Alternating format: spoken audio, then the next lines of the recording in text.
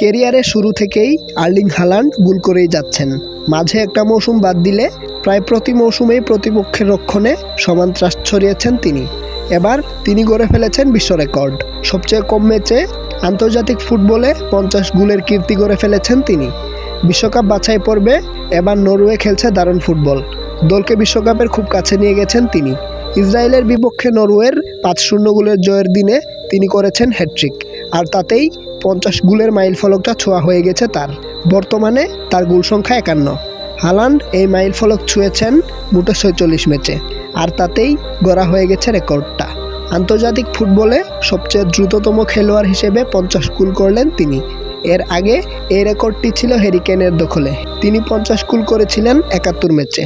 1998 সালে সবশেষ বিশ্বকাপে খেলেছিল নরওয়ে।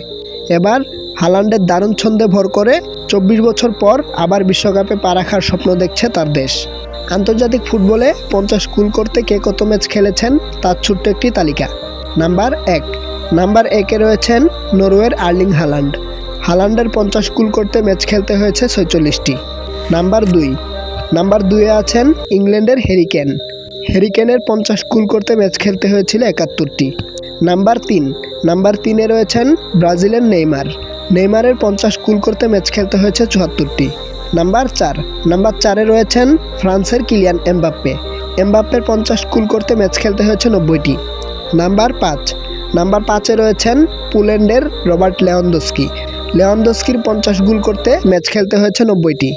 নাম্বার 6-এ রয়েছেন আর্জেন্টিনার লিওনেল মেসির 50 গোল করতে খেলতে হয়েছিল 160টি ম্যাচ।